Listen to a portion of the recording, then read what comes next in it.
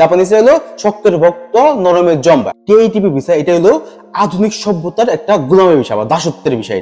কথা বলছেন ভাই? একজন আগেকার যুগে মানে 500-600 বছর আগে যেরকম দাস পালা হইতো না, এই টিআইটিপি ভিসা হলো এরকম একটা দাস পালার ভিসা, বুঝছেন? ওই সময় কিন্তু ওই সময় কোনো বেতন দেওয়া হতো না। এখন এই টিআইটিপি ভিসায় সামান্য কিছু নাম পরিমাণ আপনাকে বেতন দিব এটাই আর কি। আসসালামু আলাইকুম, দিস ইজ সিলবাদার খান সাহেব ফ্রম জাপান। আজকে আমার ভিডিওটা মেইন টপিক হলো এটা যে টিআইটিপি ভিসা। এই ভিসাটা কি, এই ভিসাতে কেরা আইব, কাগো আহা উচিত হইব না, এই ব্যাপারে কথা কমবে। তো প্রথমেই করে রাখি, জাপানের মাটিতে যতগুলা ভিসা বর্তমানে এক্সিস্ট করতে আছে সেই সকল ভিসাগুলোর মধ্যে সবচেয়ে জঘন্যতম যদি কোনো ভিসা হয়ে থাকে সেটা হলো ভাই এই টিআইটিপি ভিসা। আপনার যদি আপনার জীবন পুরো মাইরা দেওয়া থাকে তাহলে আপনি একমাত্র ভাই টিআইটিপি ভিসা আসতে পারেন, তা না হলে আপনার টিআইটিপি ভিসায় আসার কোনো আমি কোনো কারণ দেখতেছি না। এক কথা, একজন মানুষ যে মানুষের মিনিমাম লেভেলের নলেজ আছে, শিক্ষাগত যোগ্যতা আছে, সামান্য পরিমাণ কিছু টাকা পয়সা আছে, তার বাপের সামান্য পরিমাণ কিছু ক্ষমতা আছে যে পুলারে হালকা কিছু টাকা পয়সা দিয়ে হেল্প করতে পারবো বিদেশে পাঠানোর ক্ষেত্রে, তো ওই মানুষের টিআইটিপি ভিসায় জাপানে আসার দরকার নেই। ওই মানুষ চাইলে বোধ এসএসডব্লিউ ভিসা অথবা স্টুডেন্ট ভিসা জাপানে আসতে পারে। তো টিআইটিপি ভিসা তাহলে আইবো কারা? এক কথা, মনে করেন আপনার বাবা একজন কৃষক, অথবা আপনার বাবা একজন ছোট মুদির দোকানদার, অথবা আপনার বাবা একজন রিকশাওয়ালা, অথবা মনে করেন আপনার ফ্যামিলির সচ্ছল কিন্তু আর্থিকভাবে অত স্বাবলম্বী না, মানে একবারে ক্যাশ টাকা যে 7-8-10 লাখ টাকা যে ক্যাশ টাকা ম্যানেজ করে আপনার স্টুডেন্ট ভিসায় বিদেশ পাঠাইবো, অথবা আপনি মনে করেন এসএসডব্লিউ ভিসাতে বিদেশ পাঠাইবো, এরকম মানে আর্থিক ক্যাপাবিলিটি তাগো নাই। তো সেই ক্ষেত্রে আপনি টিআইটিপি ভিসাতে আসতে পারেন। কি কারণে ভাই টিআইটিপি ভিসা আসতে ভাই? এই পরিমাণ মাথায় মাল লাগে না, এই পরিমাণ টাকা লাগে না, এই পরিমাণ মনে করেন আনুষঙ্গিক যোগ্যতা লাগে। এক কথা, একটা মানুষ যদি ম্যাট্রিক পাস করে থাকে, জাপানিজ জাস্ট N5 লেভেলে জাপানিজ ল্যাঙ্গুয়েজ পাস করে থাকে, আর এটা টেকনিক্যাল যে পরীক্ষাগুলো আছে টেকনিক্যাল পরীক্ষাতে পাস করে থাকে, তাহলে এই তিনটা জিনিস থাকবে, হ্যাঁ জাপানে আসতে পারবো, আর কিচ্ছু লাগে না। আর 3-4 লাখ টাকার মতো লাগে, 3-4 লাখ টাকা বাংলাদেশে একটা রিক্সা জোগাড় করতে পারবো, কোনো সমস্যা নেই।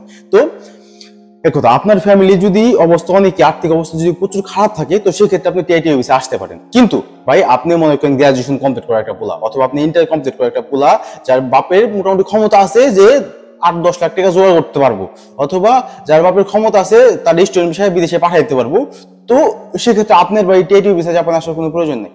কারণ ভাই টিআইটিপি ভিসা জাপানের সবচাইতে জঘন্যতম একটা ভিসা, সবচাইতে জঘন্যতম একটা ভিসা। এই ভিসার কোনো ফিউচার নাই। আপনার যদি জাপানে আসার উদ্দেশ্য এটা থাকে যে আপনি জাপানে আসবেন, জাপানে এসে সেটেল হইবেন, কিছু টাকা পয়সা কামাইবেন, বউ পোলাবান আব্বা আম্মা নিজের পরবর্তী ভবিষ্যৎ আপনি জাপানে করবেন, তো সেই ক্ষেত্রে টিআইটিপি ভিসা আপনার লিগা না ভাই। টিআইটিপি ভিসার কোনো ফিউচার নাই, আপনি জাপানে ভবিষ্যৎ করতে পারবেন না। এক কথা, অনেক দালালে আছে, এরা আছে ওরা আছে, কইব কি এটার পর এটার ভিডিও করে তুমি জাপানে সেটেল হইতে পারবা। মুখে মুখে কয়ে গেলি বহুত ছুতা, কিন্তু ভাই বাস্তবতা বহুত কঠিন ভাই, বহুত কঠিন। কারণ আমার কাছে না হইলেও ভাই 100+ প্লাওয়ানে মেসেজ দেবো রয়েছে না ভাই, আমি তো ভাই মরে গেছি টিআইটিপি ভিসায়। অনেক কথা হলো কি, তাহলে কি ভাই হেরা কষ্টে আছে? কষ্ট বলতে কি, হ্যাঁ সব ধরনের কষ্টে আছে ভাই। আর্থিক কষ্ট, তারপরে কাজের কষ্ট, মানসিক কষ্ট, তারপরে মনে করেন সামাজিক প্যারা, সব দিক দিয়ে আছে। কিরকম?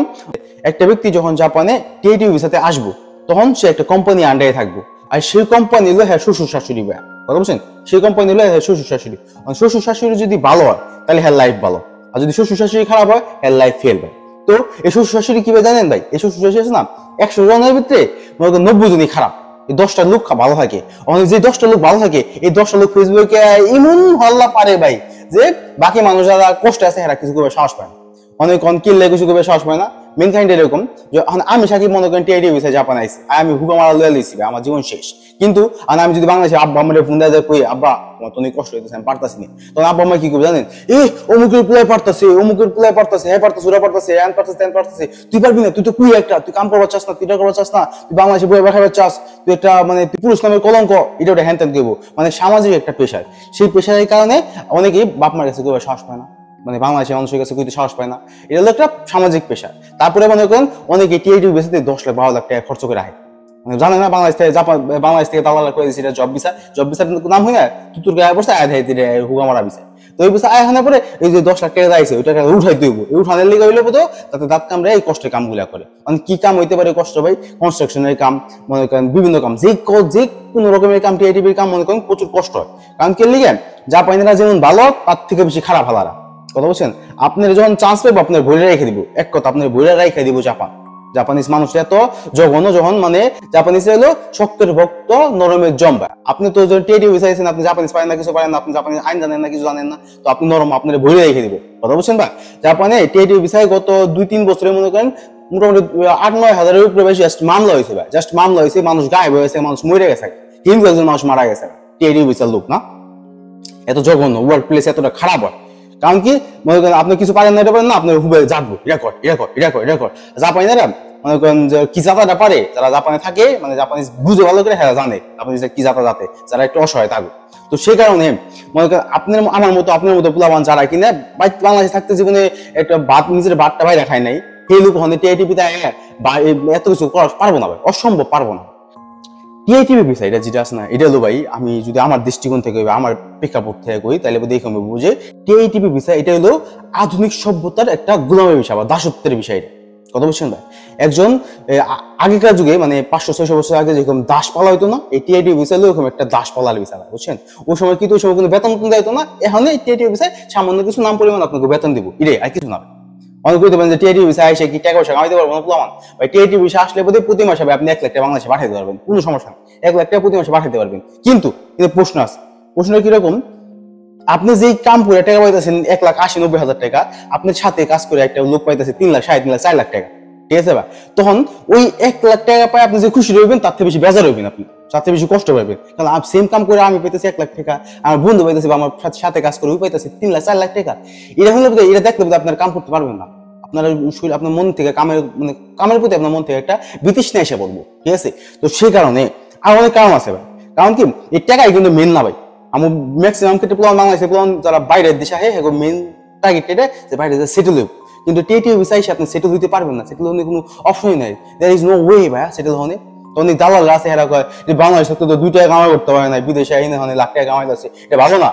অবশ্যই ভালো, কিন্তু কিছু সংখ্যক মানুষের কাছে, কিছু সংখ্যক মানুষের কাছে যাও কিনা মনে করেন পায়ের নিচে মাটি নাই, হ্যাঁ দেওয়াল পিঠে ঠেকে গেছে, হ্যাঁ আশেপাশে কিছু করার নাই, হ্যাঁ হুয়া মারা সারা, হ্যাঁ মনে করেন ওখানে যদি সৌদি আরব ভিসা পায় সৌদি আরবে যাবো গা, অথবা মালয়েশিয়া ভিসা পেলে মালয়েশিয়া যাবো গা, অথবা উগান্ডা ভিসা পেলে উগান্ডায় যাবো, হ্যাঁ অবস্থা এরকম, হ্যাঁ আশেপাশে কিছু করার নাই, বাপ মায়ের দেখতে হবো, ফ্যামিলি দেখতে হবো, কিছু করার নাই, মানে একটা জাত অবস্থা, হ্যাঁ কোনো ব্যাকআপ নাই। তো সেই কারণে হ্যাঁ ওইসব মানুষের লিগে কিনলে তুমি সৌদি আরবে যাবে, কিনলে তুমি মালয়েশিয়া যাবে, মালয়েশিয়া যাবে কিনলে তুমি 50-60 হাজার টাকা কামাবে, এলে তুমি জাপানে হও, জাপানে 1 লাখ টাকা কামাও, হ্যাঁ এটা ভালো। কিন্তু একটা পোলা যে কিনা পড়ালেখা করছে, শিক্ষিত, যার ফ্যামিলি ব্যাকগ্রাউন্ড ভালো, যার মনে করেন ভালো বলতে আমি বলতেছি আর্থিকভাবে ভালো, তারপরে মনে করেন নিজের পরিবার আছে, বউ পোলাবান আছে, যে বউ সে চাইতেছে বউ পোলাবান নিয়ে বিদেশে মুভ করবো, তো তার দিকে ভাই টিআইটিপি ভিসা না, তার দিকে ভাই টেকনিক্যাল ইন্টারনি ভিসা না।